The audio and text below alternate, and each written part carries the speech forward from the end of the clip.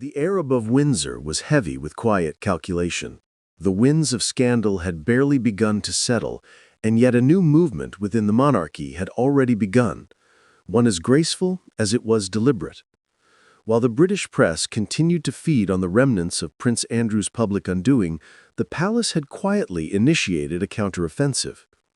At its heart was not a statement from the king, nor an appearance by the heir apparent, but a journey, undertaken by one of the crown's most unshakable figures. In the midst of turmoil, a plane lifted from a London runway, carrying the Duchess of Edinburgh north toward Scotland, toward purpose. Her mission? To embody the compassion, composure, and strength that the monarchy now needed more than ever. Before we dive in, there's something I need to share with you. Over the past few days, thousands have watched these stories unfold, but most haven't subscribed. If you're one of them, I invite you now to join us. Subscribe to Crownverse so you never miss the next chapter in this unfolding royal history.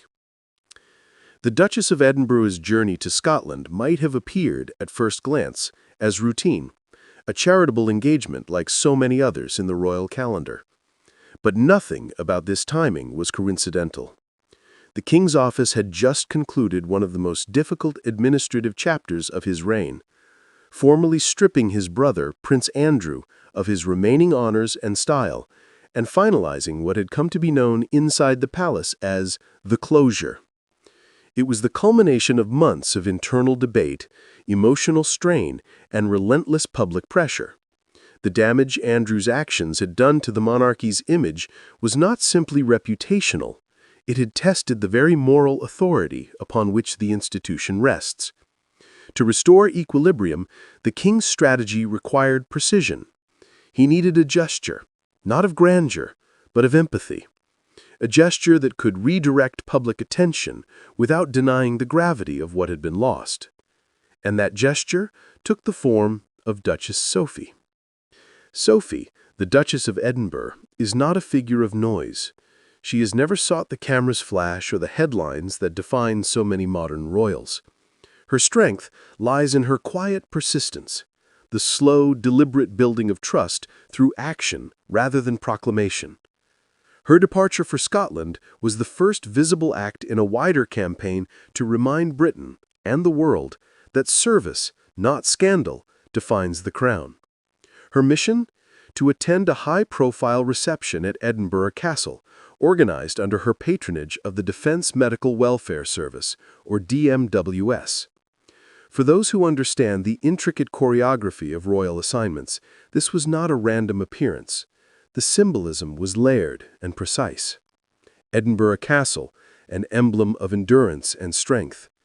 The DMWS, a charity dedicated to those who serve the nation in times of crisis. Sophie's role? To remind the public what the monarchy stands for when it stands at its best. To understand the full significance of this moment, one must return to the weeks preceding it. When the King Charles finally acted to remove Andrew's remaining privileges, the decision, though expected, carried a weight that few outside the family could fully comprehend. This was not merely a brother's punishment. It was the sovereign's assertion of moral leadership. Yet even decisive acts of justice carry unintended consequences. The king's announcement was met with a divided public response. Some praised the firmness of his stance, others found themselves frustrated by what they perceived as an incomplete reckoning. Andrew's statement himself, void of apology or remorse, had only deepened the wound. His words were careful, legalistic, and self-defensive, drawing sympathy from none. And in that silence where contrition should have lived, the palace was forced to speak through its actions. When the monarch's office released its own declaration, one that explicitly acknowledged the pain of victims and survivors, it was an extraordinary moment of clarity.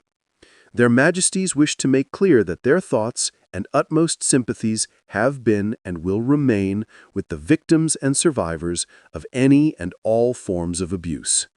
Those words did not come easily. They were the result of long internal debate over how to respond to a crisis that was both personal and institutional. but they were also a line in the sand. The monarchy, under Charles III, would not be defined by silence. It would instead redefine itself through compassion. And so the palace turned to the figures who had already made compassion their calling. Queen Camilla and Duchess Sophie were the natural emissaries of this new moral direction. Both women have spent years immersed in causes that touch on human suffering.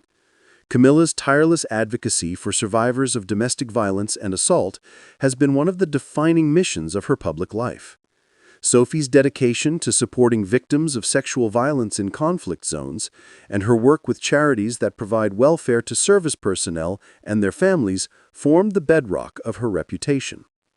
In a monarchy often accused of detachment, these two women have consistently engaged with the most painful corners of the human experience.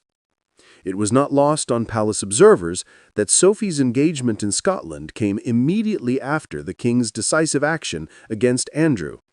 It was, in effect, the next move in a carefully sequenced campaign to demonstrate that the royal family could act decisively while still embodying empathy. Where Andrew's name evoked arrogance, Sophie's presence radiated humility.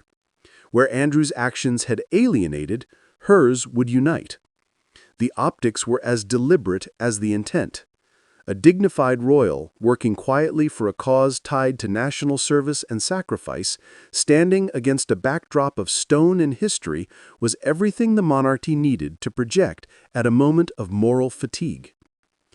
The Defense Medical Welfare Service, or DMWS, is not a glamorous organization. It operates far from the camera's lens, supporting members of the armed forces, the police, the NHS, and the merchant navy when medical crises strike. Its mission is rooted in humanity, not ceremony. When a soldier is wounded, when a nurse burns out under pressure, when a police officer faces trauma, the DMWS ensures that they and their families are not left to face it alone. It is an organization built on the principle that service must be met with care. And that principle aligns perfectly with Sophie's own quiet creed. Her relationship with the DMWS dates back nearly a decade, to 2016, when she became its royal patron. From the beginning, her involvement has been personal. She has met with staff and beneficiaries, listened to their stories, and taken the time to understand the challenges they face. On her first official visit, she spent hours poring over storyboards documenting the real lives of those helped by the charity. She read about wounded soldiers, exhausted nurses, and families struggling to rebuild after tragedy. It was, by all accounts, a moving experience, one that left a lasting impression on her. For Sophie, the DMWS was never just another line in her royal patronage list. It was a mission aligned with her values: service, empathy, and quiet perseverance. This latest engagement in Edinburgh continues that pattern. At the castle reception, she met with representatives from the charity, listened to updates on their latest initiatives, and honored those working on the front lines of care. But beyond the formalities, the symbolism of the event ran deeper. Edinburgh Castle, standing sentinel over the Scottish capital, represents endurance. Its walls have withstood centuries of conflict and change. Hosting the event there was a deliberate act of resonance, a statement that the monarchy, too, intends to endure through integrity and service. By placing Sophie at the center of that image, the palace reinforced its message. The monarchy's strength lies not in power, but in compassion.